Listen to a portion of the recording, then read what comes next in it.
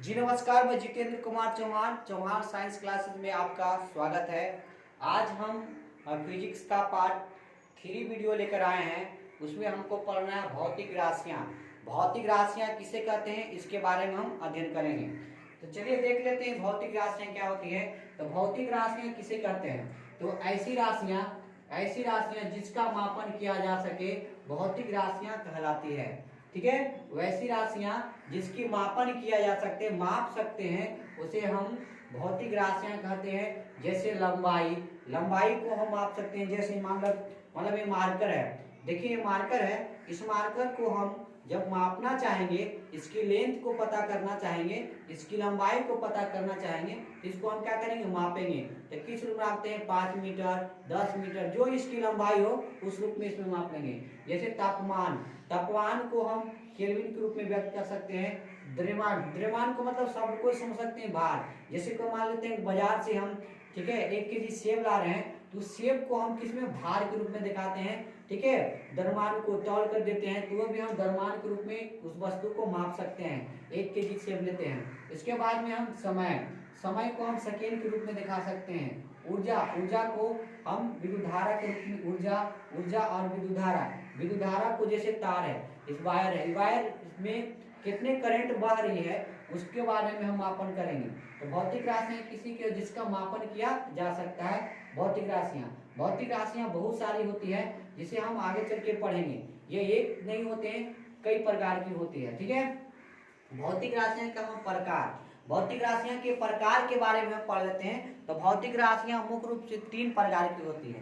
तो भौतिक राशियां जो होती है मूल रूप से कितनी प्रकार की, 3 प्रकार की होती है। एक होती है मूल राशियां, दूसरा होता है पूरक राशियां, तीसरा होता है व्युत्पन्न राशियां।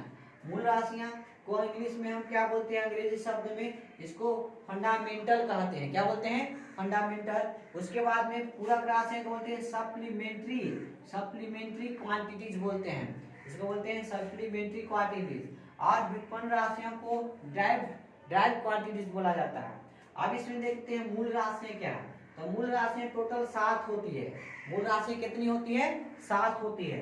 ठीक है, पूरक राशियां कितना होता है, तो 2 प्रकार का होता है। ठीक है, और व्युत्पन्न राशियां कितना होते हैं, अनंत होते हैं। व्युत्पन्न राशियां कितनी होती है, अनंत होती है। ठीक है, अब आ जाते हैं, हम देख लेते हैं। ठीक है, अब देख लेते हैं हम मूल राशियां के बारे में। मूल राशियां क्या होती है, तो मूल राशियां वैसी राशियां होती है, ठीक है, जो स्वतंत्र अवस्था में पाई जाती है, स्वतंत्र होती है, किसी दूसरे से मतलब नहीं रखती है। ठीक है, और जो व्युत्पन्न मात्रक को सहायता कर देती है वह हमारा व्युत्पन्न राशियां कहलाती है। चलिए देख लेते हैं व्युत्पन्न राशियां। व्युत्पन्न राशियां क्या है, तो मूल राशियां ऐसी भौतिक राशियां, ठीक है, भौतिक राशियां, आधारी राशियां जो अन्य राशियों से संबंधित हो। ठीक है, अन्य राशियों से संबंधित रखती हो, उसे हम बोलेंगे मूल राशियां कहते हैं। मूल राशियां 7 होती है। क्या होती है, 7 होती है। ठीक है, कितनी होती है, 7 होती है। जैसे लंबाई हमारा किसी राशियां, मूल राशियां हैं। द्रव्यमान किसी राशियां हैं, मूल राशियां हैं। समय कौन सी राशियां हैं, मूल राशियां हैं। ताप कौन सी राशि है, मूल राशियां हैं। विद्युत धारा कौन सी राशि है, मूल राशि है। ज्योति तीव्रता कौन सी राशि है, मूल राशि है। ठीक है, पदार्थ की परिमाण कौन सी राशि है, मूल राशि है। देखिए मूल राशियां कैसी होती हैं, अर्थात वे भौतिक राशियां जो आपस में स्वतंत्र होते हैं। ठीक है, आपस में क्या होते हैं, स्वतंत्र होते हैं, जिनका परस्पर कोई संबंध नहीं होता है ना, वो मूल राशि कहलाती है। कह रहा है कि मूल राशियां वैसी राशियां होती है जो आपस में खुद से स्वतंत्र होता है। ठीक है, खुद से स्वतंत्र होते हैं। ठीक है, मूल राशियां कहलाती है, जो किसी दूसरे पर निर्भर नहीं होता है। जैसे समझ लेते हैं लंबाई।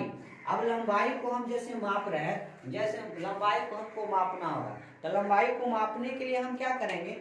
ठीक है, जैसे ये बोर्ड का लंबाई होती है, बोर्ड का लंबाई हम कुछ ले लेते हैं। जैसे मान लेते हैं ये बोर्ड का लंबाई 5 मीटर है, 5 मीटर लंबा है। ये बोर्ड की लंबाई कितनी मीटर है, 5 मीटर क्या है, लंबा है। ठीक है, ये बोर्ड की लंबाई कितनी है, 5 मीटर लंबा है। अब मान लेते हैं इस जो बोर्ड बना हुआ है, ये जो बोर्ड का भार जो है, द्रव्यमान जो है हम मान लेते हैं 5 kg है, 5 kg है, 5 kg है, तो क्या हम लंबाई को kg में लिख सकते हैं? नहीं।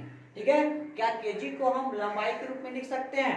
नहीं लिख सकते। क्यों नहीं लिख सकते हैं? क्योंकि लंबाई क्या खुद अपने आप में क्या स्वतंत्र है, द्रव्यमान क्या खुद अपने आप में क्या स्वतंत्र है। तो इस प्रकार की जो राशियां होती है वो हमारा मूल राशि कहलाती है। मूल राशियां टोटल मेरा 7 होता है। अब देखिए, जैसे यहाँ पर समय को क्या हम द्रव्यमान के रूप में दिखा सकते हैं। समय खुद अपने आप में स्वतंत्र है। ठीक है, द्रव्यमान को हम अगर दिखा सकते हैं समय के रूप में? नहीं दिखा सकते हैं, यह खुद अपने आप में क्या स्वतंत्र है। तो वे भौतिक राशियां जो आपस में स्वतंत्र होते हैं, जो आपस में क्या होते हैं? स्वतंत्र होते हैं, जिनका परस्पर है ना कोई संबंध नहीं होता है, जिनका परस्पर एक दूसरे से कोई संबंध नहीं होता है। ठीक है, वह हमारा क्या कहलाती है?